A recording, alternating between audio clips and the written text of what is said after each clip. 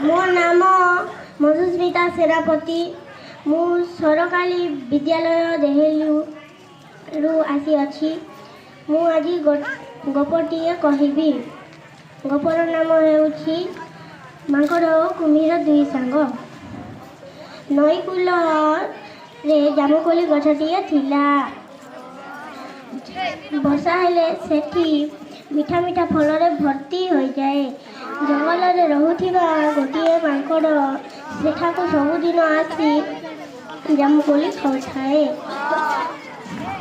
ହେଲେ ମାଙ୍କଡ଼ର ଗୋଟିଏ କଥା, ତା ପାଖରେ କେହି ବି ସାଙ୍ଗ ନଥାନ୍ତି। ସେଥିପାଇଁ ସେ ମନ ଦୁଃଖରେ ଥାଏ। ଦିନେ ମାଙ୍କଡ଼ ଦେଖିଲା ଗୋଟିଏ ବଡ଼ କୁମ୍ଭୀର ନଈରୁ ଉଠି ଆସି ଗଛ ତଳେ ପାଟି ପାକୁ ପାକୁ କରୁଛି। ମାଙ୍କଡ଼ ପଚାରିଲା, କୁମ୍ଭୀର ଭାଇ, ଜାମୁକୋଳି ଖାଇବ କି? କୁମ୍ଭୀର କହିଲା, ହଁ, ପକାଅ ଗୋଟିଏ ପେନ୍ଥାଏ, ମୁଁ ଖାଇବି। ମାଙ୍କଡ଼ ଗୋଟିଏ ପେନ୍ଥାଏ ଜାମୁକୋଳି ତଳକୁ ପକାଇଦେଲା। କୁମ୍ଭୀର ଖାଇ କହିଲା, ବାଃ, କି ମିଠା, କି ସ୍ୱାଦ, ପକାଅ ମିଠା। ମାଙ୍କଡ଼ ପୁଣି ଆଉ ଗୋଟିଏ ପେନ୍ଥାଏ ପକାଇଦେଲା ତଳକୁ। କୁମ୍ଭୀର ଖାଇ କହିଲା, ଆରେ ମୈତ୍ରେ, ତୁମ ମୈତ୍ରାଣୀ ପାଇଁ ଆଉ ଗୋଟିଏ ପେନ୍ଥାଏ ପକାଅ। ତୁମ ମୈତ୍ରାଣୀ ପାଇଁ ନେଇଛି। ତାଙ୍କ କିଛି ଛୁଆ ହେବା ଅଛି, କହିଲା। ମାଙ୍କଡ଼ ଏହା ଶୁଣି ବହୁତ ଖୁସି ହେଲା ଓ କହିଲା, ମୁଁ ଆଜି ତୁମ ଭଳି ସାଙ୍ଗଟିଏ ପାଇ ବହୁତ ଖୁସି। ପେନ୍ଥାଏ କାହିଁକି? ଦୁଇ ପେନ୍ଥାଏ ନିଅ। ମାଙ୍କଡ଼ ତଳକୁ ଦୁଇ ପେନ୍ଥାଏ ପକାଇଦେଲା।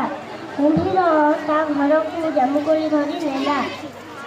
ତା ସ୍ତ୍ରୀକୁ ଦେଲା। ତା ସ୍ତ୍ରୀ ଖାଇ କହିଲା, ଏ ଜାମୁକୋଳିଟା କୋଉଠୁ ଆଣିଲ? କୁମ୍ଭୀର କହିଲା, ନା, ମୋର ଗୋଟିଏ ସାଙ୍ଗ ଥିଲା, ତା ସହ ଆଜି ଦେଖା ହେଲା ତ ସେ ମୋତେ ଦେଇଛି। ସେ ମାଙ୍କଡ଼ କ'ଣ ସବୁଦିନ ଏମିତିକା ଜାମୁକୋଳି ଖାଏ? କୁମ୍ଭୀର କହିଲା, ହଁ, ସେ ମାଙ୍କଡ଼ ଏମିତିକା ଜାମୁକୋଳି ସବୁଦିନ ଖାଏ। କ'ଣ ହେଲା କି? ନା, ସେ ମାଙ୍କଡ଼ କ'ଣ ଏମିତିକା ମିଠା ମିଠା ଜାମୁକୋଳି ସବୁଦିନ ଖାଏ ତ ତା କଲିଜାଟା କେତେ ମିଠା ନ ହେଇଥିବ। ଏହା କହି କୁମ୍ଭୀର କହିଲା, ଏ ତ ଠିକ୍ କଥା। କାଲି ମୁଁ ତାକୁ ଆମ ଘରକୁ ନିମନ୍ତ୍ରଣ କରି ଆଣିବି। ତା ପରଦିନ ସକାଳ ହେଲା। କୁମ୍ଭୀର ସକାଳୁ ସକାଳୁ ଯାଇ ଗଛ ତଳେ ହାଜର। କୁମ୍ଭୀର ମାଙ୍କଡ଼କୁ ନ ପାଇ ଭାବୁଥାଏ, ମୋ ଯୋଜନା ବୋଧେ ଫସର ଫାଟିଯିବ। ଏମିତି ଭାବୁ ଭାବୁ ଦେଖିଲା ମାଙ୍କଡ଼ଟି ଆସି ଗଛ ମୂଳ ଡାଲରେ ବସି ପଡ଼ିଲା। କୁମ୍ଭୀର କହିଲା, ମାଙ୍କଡ଼ ଭାଇ, ତୁମେ କେଉଁଠି ଥିଲ? ମୁଁ ତୁମକୁ ସକାଳ ପହରୁ ଜଗିଛି। ତୁମେ କେଉଁଠି ଥିଲ? ମାଙ୍କଡ଼ କହିଲା, ନା, ଆଜି ଜଙ୍ଗଲରେ ପାଚିଲା କେନ୍ଦୁ ପାଇଗଲି ତ ସେଟା ଖାଇଲି, ପେଟ ଭରିକି ଖାଇଲି। ମାଙ୍କଡ଼ କହିଲା, କାଲି ଯେଉଁ ଜାମୁକୋଳି ଦେଇଥିଲି ସେ ଜାମୁକୋଳିଟା ତୁମ ସ୍ତ୍ରୀ ଖାଇ କ'ଣ କହିଲେ? ସେଇଆ କହିବି ବୋଲି ତ ତୁମକୁ ମୁଁ ସକାଳୁ ପହରୁ ଜଗିଛି। ସେ କହିଲା ଯେ ଜାମୁକୋଳି ଖାଇ କହିଲା ଯେ କାଲି ତାକୁ ଆମ ଘରକୁ ନିମନ୍ତ୍ରଣ କରି ଆଣିବ। ଥରେ ତୁମକୁ ଦେଖିବ ବୋଲି ପଠାଇଛି। ମାଙ୍କଡ଼ କୁମ୍ଭୀର ପିଠିରେ ଯାଇ ବସିଲା। କୁମ୍ଭୀର ବହୁତ ଜୋରରେ ପହଁରିବାକୁ ଲାଗିଲା। ମାଙ୍କଡ଼ ଡରି ଯାଇ କହିଲା,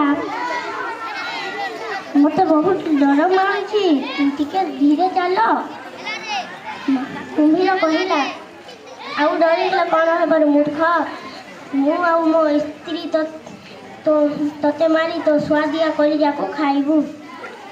ଏହା କହି କୁମ୍ଭୀର ହସିବାକୁ ଲାଗିଲା। ମାଙ୍କଡ଼ ଡରିଯାଇ ଗୋଟିଏ ଉପାୟ ପାଞ୍ଚିଲା ଓ କହିଲା, ଏ କଥାଟା ମୋତେ ଆଗରୁ କହିନଥାନ୍ତ, ମୁଁ ତ ମୋ କଲିଜାକୁ ଗଛ କୋରଡ଼ରେ ଛାଡ଼ି ଦେଇ ଆସିଛି। କୁମ୍ଭୀର କହିଲା, ତୋତେ ଏ କଥାଟା ଆଗରୁ କହିଥିଲେ ତୁ କ'ଣ ମୋ ସାଙ୍ଗରେ ଆସିଥାନ୍ତ? ମାଙ୍କଡ଼ କହିଲା, ଚାଲ ଚାଲ ଏଇଠୁ ଫିରି ଚାଲ। କୁମ୍ଭୀର ତ ଲୋଭରେ ପଡ଼ିଛି। କୁମ୍ଭୀର ଆଉ ଆଗ ପାଛ ନ ହେଇ ଫେରି ପଡ଼ିଲା ଗଛ ମୂଳ କୋରଡ଼ାକୁ। ଯେମିତି ଫୁଲରେ ପହଞ୍ଚୁଛନ୍ତି ସେମିତି ମାଙ୍କଡ଼ ଏକ ଶକ୍ତ ଡିଆଁ ମାରି ବସି ପଡ଼ିଲା ଗଛ ମୂଳ ଡାଳରେ ଓ ହସି ହସି କହିଲା, ଏ ମୂର୍ଖ, ମୋତେ ମୂର୍ଖ କହୁଥିଲୁ ନା ତୁ ମୂର୍ଖ? କଲିଟା କ'ଣ ଗଛ ମୂଳ ଡାଲରେ ଥାଏ ନା ଆମ ଛାତି ଭିତରେ ଥାଏ? କଲିଟା ନଥିଲେ ଆମେ ବଞ୍ଚି ପାରିବାନି।